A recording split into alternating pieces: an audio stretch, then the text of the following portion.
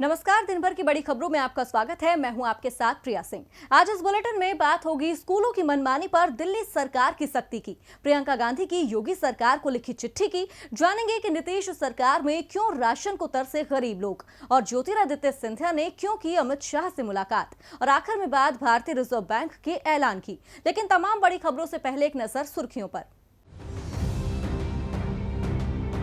मध्य प्रदेश के मुख्यमंत्री शिवराज सिंह चौहान के नाम दर्ज हुआ नया रिकॉर्ड। बिना कैबिनेट के सबसे ज्यादा समय तक सरकार चलाने वाले सीएम बने शिवराज। 23 मार्च को चौथी बार संभाली थी मुख्यमंत्री की कमान। उत्तर प्रदेश के मुख्यमंत्री योगी आदित्यनाथ ने सरकारी कर्मचारियों को दिए आदेश, कहा 20 अप्रैल से सभी अधिकारी अपने कार्यालय में हो उपस्थित। कर्नाटक के पूर्व मुख्यमंत्री एचडी कुमारस्वामी के बेटे की शादी में पूर्णबंदी का उड़ा मजाक। समारोह में जुटी भीड़ में किसी ने नहीं लगाया मास्क, सोशल डिस्टेंसिंग का भी नहीं रखा ख्याल। महाराष्ट्र की उद्धव सरकार का बड़ा फैसला, किराएदारों से 3 महीने तक किराया नहीं ले सकेंगे मकान मालिक, सरकार ने आदेश किया जारी। हफ्ते के आखिरी कारोबारी दिन शेयर बाजार भारी बढ़त के साथ बंद। सेंसेक्स 986 अंक और निफ्टी 273 अंकों की तेजी के साथ हुआ बंद। सुर्खियों के बाद अब बात आज की सबसे बड़ी खबर की। देश के खराब होते स्वास्थ्य हालात का कारोबार के अलावा एजुकेशन सेक्टर पर भी बुरा असर पड़ा है। बच्चों के स्कूल कॉलेज तालाबंदी से पहले ही बंद हैं, लिहाजा बच्चों की पढ़ाई भी प्रभावित हो रही है। मगर हैरान करने वाली बात यह है कि मौजूदा हालात में कुछ प्राइवेट स्कूल ऐसे भी हैं जो मनमानी फीस वसूल रहे हैं। ऐसे स्कूलों पर आज दिल्ली सरकार ने सख्ती दिखाई है। तो आज स्कूलों की मनमानी पर सरकार के फैसले पर चर्चा के लिए हमारे साथ स्टूडियो में मौजूद हैं राजीव जी। लेकिन उससे पहले देखिए खास रिपोर्ट। देश में लागू बंद के चलते स्कूल कॉलेजों पर ताले लटक रहे हैं। बच्चों को भविष्य की चिंता सताई जा रही है, लेकिन कई प्राइवेट स्कूल ऐसे भी हैं जिन्होंने स्कूलों को कमाई का जरिया बना रखा है। लिहाजा ये स्कूल ऐसे वक्त में भी मनमाने तरीके से फीस ले रहे हैं। ऐसे में प्राइवेट स्कूलों पर अब दिल्ली की अरविंद केजरीवाल सरकार ने सख्ती दिखाई है। जी हाँ, आज दिल्ली के उप मुख्यमंत्री मनीष सिसोदिया ने मनमानी करने वाले स्कूलों को दो टूक कही है। दिल्ली सरकार ने फैसला किया है कि कोई भी प्राइवेट स्कूल बिना सरकार से पूछे फीस नहीं बढ़ा सकता। इसके अलावा स्कूल ट्रांसपोर्टेशन फीस भी नहीं लेंगे। मनीष सिसोदिया ने कहा, मेरे संज्ञान में ये बात आई है कि कई स्कूल मनमानी फीस ले रही हैं। स्कूल बंद होने के बावजूद ट्रांसपोर्टेशन फीस वसूल रहे हैं। प्राइवेट स्कूलों को इतना नीचे गिरने की जरूरत नहीं है। दिल्ली सरकार ने फैसला किया है कि कोई भी प्राइवेट स्कूल बिना सरकार से पूछे फीस नहीं बढ़ा सकता है। इस समय बच्चों की फीस न देने की वजह से उनका ऑनलाइन कक्षाओं से नाम काटना उचित नहीं है। इसके अलावा मनीष सिसोदिया ने सभी प्राइवेट स्कूलों को अपने स्टाफ को समय पर सैलरी देने का भी आदेश दिया है। परेशानी होने पर पेरेंट संस्था की मदद लेने को कहा है। अगर स्कूल आदेश नहीं मानते तो उनके खिलाफ दिल्ली सरकार एक्शन भी लेगी। मनीष सिसोदिया ने साफ किया है कि कोई भी स्कूल 3 महीने की फीस चार्ज नहीं कर सकता। स्कूल हर महीने सिर्फ ट्यूशन फीस ले सकते हैं। वहीं जो माँ बाप अपने बच्चों की फीस देने में असमर्थ हैं, उन्हें दिल्ली सरकार ने भरोसा दिलाया है कि उनके बच्चों का नाम ऑनलाइन क्लास से नहीं काटा जाएगा। मौजूदा हालात को देखते हुए दिल्ली सरकार का फैसला काबिल तारीफ है। ऐसे में देखना है कि सरकार के फैसले के बाद प्राइवेट स्कूलों की मनमानी कम होती है या नहीं। राजीव जी, झारखंड सरकार की तरह आज दिल्ली सरकार ने भी स्कूलों की मनमानी पर सख्ती दिखाई है। डिप्टी सीएम मनीष सिसोदिया ने साफ कहा है कि प्राइवेट स्कूल फीस बढ़ाने से पहले सरकार से पूछेंगे और अपने स्टाफ की सैलरी भी नहीं रोकेंगे। लेकिन राजीव जी, यहाँ सवाल ये उठता है कि जब स्कूलों के पास पैसा ही नहीं होगा तो उनका खर्च और जरूरतें कैसे पूरी होंगी? देखिए प्रिया, दुनिया के अधिकतर देशों में शिक्षा और खासकर स्कूली शिक्षा को सरकार ने अपनी जिम्मेदारी माना है, जिसके अच्छे रिजल्ट भी देखने को मिले हैं। लेकिन हमारे देश में सबसे बड़ी विडंबना यही रही है कि सरकार ने इस जिम्मेदारी से पल्ला झाड़ा और निजी क्षेत्रों यानी प्राइवेट सेक्टर को मनमाना खेल खेलने की इजाजत दी।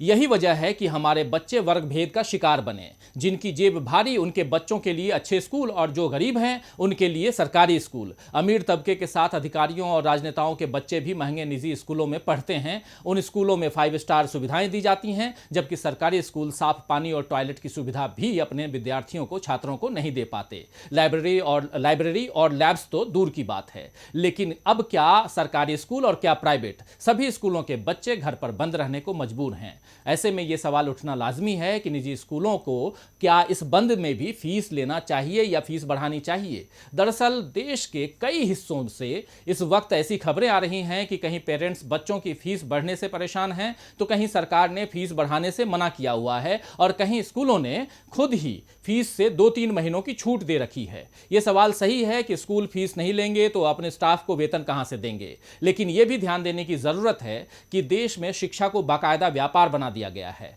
जिसमें सालों साल प्राइवेट स्कूलों ने सरकार से छूट का लाभ लेते हुए मनमाना लाभ कमाया है। इस वक्त सभी तरह के बिजनेस को मुश्किल दौर से गुजरना पड़ रहा है, यह हम सब जान रहे हैं, सब देख रहे हैं। तो शिक्षा का व्यापार करने वालों को भी यही तकलीफ उठानी पड़ रही है, लेकिन इसमें स्कूल के मालिकान से ज्यादा तकलीफ उनके कर्मचारियों और उन छात्रों को हो रही है जिनके पेरेंट्स अच्छी शिक्षा के मोह में बच्चों को पढ़ने भेजते हैं। सरकार ने अभी फीस में बढ़ोतरी के लिए मना करके सही ही किया है प्रिया, लेकिन एकदम सही तो तब होगा जब स्कूलों की मनमानी पर सरकार को स्थायी बंदिश लगाए और देश में सरकारी स्कूलों का ही लेवल जो है इस तरह करे कि मां बाप को बच्चों की शिक्षा के लिए संघर्ष न करना पड़े। बहुत बहुत धन्यवाद राजीव जी तमाम जानकारी के लिए। बढ़ते हैं अपनी अगली खबर की ओर। मौजूदा मुसीबत में विपक्ष अपनी भूमिका बखूबी निभाता नजर आ रहा है। राहुल गांधी कल केंद्र सरकार को सुझाव देते नजर आए थे, वहीं यूपी में प्रियंका गांधी एक्टिव मोड में नजर आ रही हैं। एक बार फिर प्रियंका ने सीएम योगी आदित्यनाथ को चिट्ठी लिखी है, जिसमें वो योगी सरकार को उद्योग धंधों, उनमें काम करने वाले मजदूरों और अन्नदाता की याद दिला रही हैं। उत्तर प्रदेश में मौजूदा मुसीबत विकराल रूप न धारण कर ले, इसके लिए सरकार के साथ साथ विपक्ष भी खूब जोर आजमाइश कर रहा है। कांग्रेस महासचिव प्रियंका गांधी कभी डॉक्टर्स के लिए जरूरी उपकरणों को तो कभी टेस्टिंग बढ़ाने को लेकर सरकार को चेताती रही है। अब प्रियंका ने योगी सरकार का ध्यान उद्योग धंधों, उनके काम करने वाले मजदूरों और अन्नदाताओं की तरफ खींचने की कोशिश की है।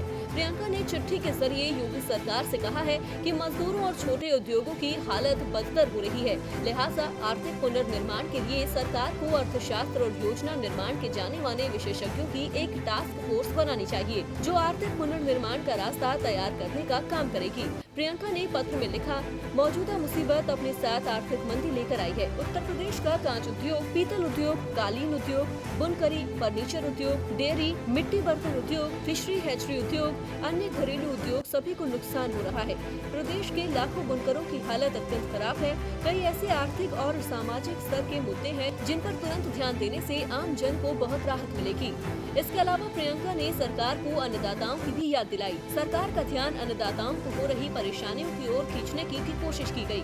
उन्होंने कहा कि सरकार ने अन्नदाताओं को राहत देने की बात कही थी, लेकिन अभी तक उन्हें राहत नहीं मिली है। प्रियंका तो लगातार सरकार को जरूरी सुझाव दे रही हैं। अब देखना होगा कि योगी सरकार प्रियंका की बातों को कितनी गंभीरता से लेती है।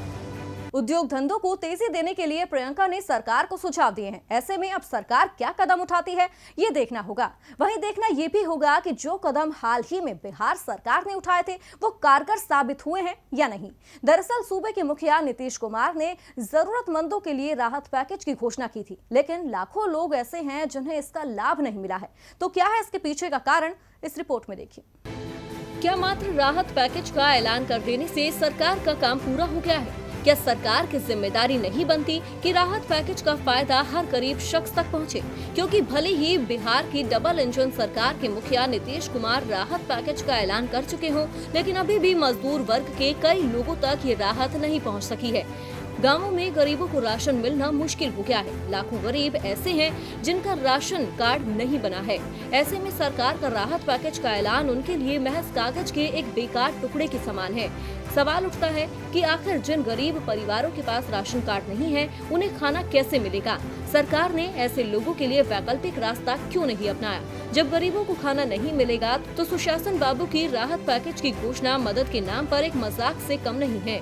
बिहार की जनसंख्या पर नजर डालें तो आज यहाँ की जनसंख्या 12 करोड़ के आसपास है। सरकार का दावा है कि अब तक 1 करोड़ 68 लाख परिवारों को राशन कार्ड मिल चुका है, जबकि पिछले विधानसभा सत्र के दौरान ये बात निकलकर सामने आई थी कि कई ऐसे राशन कार्ड हैं जो गलत तरीके से बनाए गए हैं और इन्हें हटाने की भी बात चल रही है। दूसरी तरफ राज्य के खाद्य आपूर्ति मंत्री मदन सहनी खुद मानते हैं कि अब तक 47 लाख नए आवेदन आए हैं, जिनमें से सिर्फ 11 लाख परिवारों तक ही कार्ड पहुँच पाया है। ऐसे में जिन 36 लाख परिवार के पास राशन कार्ड नहीं है, आखिर उन तक विपदा की घड़ी में राशन कैसे पहुँचेगा? जाएगा, ये सोचने वाली बात है। सरकार कह रही है कि ऐसे लोगों का जल्द राशन कार्ड बन जाएगा, लेकिन जब सरकारी दफ्तर बंद है तो राशन कार्ड कैसे बनेगा?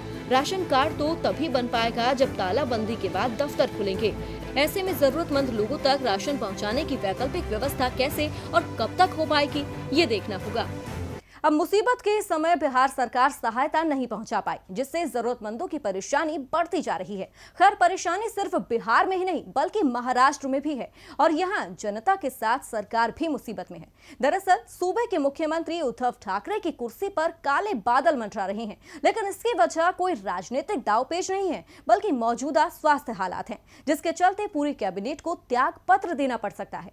देश के स्वास्थ्य हालात बेहद नाजुक बने हुए हैं और देश की आर्थिक राजधानी मुंबई के हाल बेहाल है, जहां प्रभावित लोगों की संख्या में तेजी से इजाफा हो रहा है और राज्य के स्वास्थ्य हालात के साथ ही राजनीतिक हालात भी सही नजर नहीं आ रहे हैं। जी हां, मौजूदा परेशानी से जूझ रही महाराष्ट्र सरकार के मुख्यमंत्री उद्धव ठाकरे इस समय एक और बड़ी मुसीबत में है। इस बार उनकी कुर्सी पचड़े में पड़ती दिखाई दे रही है, लेकिन इसकी वजह कोई राजनीतिक दांवपेच नहीं है बल्कि स्वास्थ्य हालात है।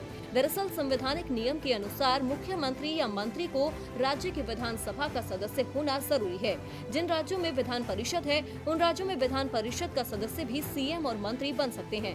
अगर कोई सदस्य इन दोनों सदनों में से किसी एक की भी सदस्यता के बगैर मंत्रिमंडल में शामिल होता है, फिर चाहे वो मुख्यमंत्री ही क्यों न हो, उसे 6 महीने के अंदर दोनों में से किसी एक सदन की सदस्यता लेनी जरूरी होती है। मुख्यमंत्री उद्धव ठाकरे ने 28 नवम्बर 2019 को एक बड़े ही नाटकीय घटनाक्रम के बाद मुख्यमंत्री पद की शपथ ली थी। इस हिसाब से 28 मई को उनके 6 महीने पूरे हो जाएंगे। इससे पहले उनको दोनों सदनों में से किसी एक की सदस्यता लेनी होगी। अगर उद्धव ठाकरे ऐसा कर पाने में नाकाम होते हैं तो उन्हें त्यागपत्र देना होगा और मुख्यमंत्री के पद छोड़ने का मतलब पूरी कैबिनेट का त्यागपत्र माना जाता है। 24 अप्रैल को विधान परिषद की 9 सीटें खाली हो रही थी और उन्हीं में से किसी एक से उद्धव ठाकरे को चुनकर आना था, लेकिन स्वास्थ्य परेशानी की रोकथाम के लिए लागू की गई पूर्णबंदी की वजह से चुनाव आयोग ने इलेक्शन को टाल दिया है। विधान परिषद में राज्यपाल के कोटे से 2 सीटें खाली हैं, इन पर उद्धव ठाकरे का नाम भेजा गया है, लेकिन अब ये राज्यपाल पर निर्भर करता है कि वो इस पर मंजूरी देते हैं या नहीं। ऐसे में एक रास्ता ये भी है कि उद्धव ठाकरे त्यागपत्र दें और दोबारा शपथ लें, जिससे फिर उन्हें 6 महीने तक सरकार चलाने का समय मिल जाएगा। ऐसे में उद्धव अब कौन सा रास्ता अपनाते हैं, ये देखना होगा। अब जहां महाराष्ट्र में पूरे मंत्रिमंडल के त्यागपत्र को लेकर चर्चाओं का बाजार गर्म है, तो वहीं मध्य प्रदेश में कैबिनेट गठन की चर्चा जोर पकड़ रही है, जिसके मद्देनजर आज ज्योतिरादित्य सिंधिया ने अमित शाह से मुलाकात की है। खबर है कि दोनों के बीच मध्य प्रदेश में मंत्रिमंडल को लेकर बातचीत हुई है। इस मुलाकात के बाद अगले 2-3 दिनों में शिवराज कैबिनेट के गठन की अटकलें तेज हो गई हैं। तो आखिर क्या है सिंधिया की शाह से मुलाकात के मायने, इस रिपोर्ट में देखिए। जनसेवा के नाम पर कांग्रेस छोड़कर जब ज्योतिरादित्य सिंधिया बीजेपी में शामिल हुए थे तो बड़ी बड़ी बातें कर रहे थे, लेकिन मौजूदा मुसीबत के समय ना तो उनके दीदार हुए हैं और ना ही उन्होंने मामले को लेकर अपनी राय रखनी जरूरी समझी। कहा कि वो तालाबंदी में घर में रह रहे हैं, लेकिन जब बात मध्य प्रदेश में मंत्रिमंडल के गठन की हो तो भला महाराज घर में कैसे बैठे रह सकते हैं। खबर है कि सिंधिया ने आज गृह मंत्री अमित शाह से मुलाकात की है और मध्य प्रदेश में मंत्रिमंडल के गठन पर अपनी बात रखी है। बीजेपी के लिए सिंधिया की राय इसीलिए भी अहम है क्योंकि एमपी की सत्ता में बीजेपी की वापसी उन्हीं की बदौलत हुई है। जानकारी के मुताबिक सिंधिया ने मंत्रिमंडल को बड़ा करने की बात कही है और इस बीच 2 से 3 दिनों में शिवराज कैबिनेट का गठन होने की संभावना भी बनती नजर आ रही है। लिहाजा बीजेपी के वरिष्ठ विधायक और संभावित दावेदारों का भोपाल में जुटना भी शुरू हो गया है। बात अगर सिंधिया की करें तो वो अपने खेमे के 6 पूर्व मंत्री तुलसी सिलावट, गोविंद सिंह राजपूत, महेंद्र सिंह सिसोदिया, प्रभुराम चौधरी, इमरती देवी और प्रद्युम्न सिंह तोमर को एक साथ मंत्री बनवाना चाहते हैं। हालांकि बीजेपी ने पहले ही साफ कर दिया है कि राज्य में छोटे मंत्रिमंडल का गठन करेगी, जिसके बाद शिवराज कैबिनेट में सिंधिया खेमे से सिलावट और राजपूत को भी मौका मिलता दिख रहा है। तालाबंदी के बाद बचे हुए लोगों को मंत्रिमंडल में शामिल कर दिया जाएगा। वहीं सिंधिया की शाह से कैबिनेट गठन को लेकर हुई मुलाकात पर कांग्रेस ने भी तंज कसने का मौका नहीं छोड़ा। मध्य प्रदेश की कांग्रेस ने बिना नाम लिए कहा कि सिंधिया को जनता की फिक्र नहीं है, इन्हें सिर्फ अपने लोगों को मंत्री बनवाना है। जब मध्य प्रदेश को परेशानी से बचाने की तैयारी करना था तब ये जनादेश का सौदा कर रहे थे। जब मध्य प्रदेश में मुसीबत बेकाबू हो गई तब ये जयचंदो को मंत्री बनवाने की फिराक में है। कोई इतना संवेदनहीन कैसे हो सकता है? ऐसे में अब कांग्रेस के इस तल्ख तेवर का सिंधिया कोई जवाब देते हैं या नहीं, ये तो देखना होगा ही। साथ ही मंत्रिमंडल को लेकर मुलाकातों का दौर क्या शिवराज और सिंधिया के बीच तल्खियों को बढ़ाएगा, ये भी आने वाला वक्त बताएगा। और बुलेटिन के आखिर में बात भारतीय रिजर्व बैंक के ऐलान की। तालाबंदी के इस दौर में आर्थिक गतिविधियों पर ब्रेक लगा हुआ है। उद्योग धंधे, रेल, विमान सेवाएं भी बंद हैं, यानी जरूरी सुविधाओं को छोड़कर देश में फिलहाल सब कुछ बंद है। लिहाजा पहले से जर्जर अर्थव्यवस्था के और खराब होने के आसार बन गए हैं। इस बीच अर्थव्यवस्था को पटरी पर लाने के लिए आज भारतीय रिजर्व बैंक ने कुछ राहत दी है। गर्त में जाती भारतीय अर्थव्यवस्था के बीच आज रिजर्व बैंक ऑफ इंडिया ने राहत का ऐलान किया है। रिवर्स रेपो रेट में 25 बेसिस पॉइंट की कटौती की गई है, जिसके बाद रिवर्स रेपो रेट 4% से घटकर 3.75% हो गया है। इसका सीधा फायदा बैंकों को होगा। बैंकों को कर्ज लेने में कोई परेशानी नहीं होगी। दरअसल reserve bank reverse repo rate में इसलिए कटौती करता है कि इसका फायदा बैंकों के जरिए आम जनता को मिले। हाल ही में जब RBI ने रिवर्स रेपो रेट में कटौती की थी तो उम्मीद थी कि बैंक EMI पर जनता को राहत देंगे, लेकिन बैंकों ने ऐसा नहीं किया था और मामला सुप्रीम कोर्ट तक पहुंच गया।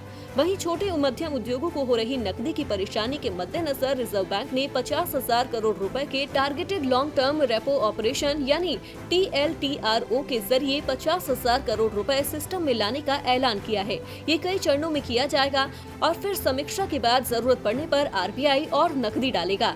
इसके अलावा ग्रामीण इलाकों में अहम भूमिका निभाने वाले नाबार्ड, सिडबी, NHB को 50,000 करोड़ रुपए की अतिरिक्त रीफाइनेंसिंग की सुविधा दी गई है। बैंक और वित्तीय संस्थाएं जब ये फंड हासिल करेंगी तो उसे कंपनियां NBFC और माइक्रो फाइनेंस इंस्टीट्यूट के इन्वेस्टमेंट ग्रेड बॉन्ड में लगाएंगी, जिससे कॉर्पोरेट और छोटी वित्त संस्थाओं को पैसा मिल पाएगा। RBI गवर्नर शक्तिकांत दास ने कहा कि वित्तीय हालात पर RBI नजर बनाए हुए है। IMF का हवाला देते हुए उन्होंने देश की GDP ग्रोथ 1.9% रहने का अनुमान जताया है। दरअसल पहले से जर्जर अर्थव्यवस्था के तालाबंदी में पूरी तरह से बैठने के आसार बन रहे हैं। दुनिया भर के केंद्रीय बैंक अपनी इकोनॉमी बचाने के लिए काम कर रहे हैं, लिहाजा रिजर्व बैंक ऑफ इंडिया भी पूरी तरह से एक्टिव नजर आ रहा है। तो फिलहाल दिन भर की बड़ी खबरों में मेरे साथ इतना ही। आप देखते रहिए DB लाइव। नमस्कार।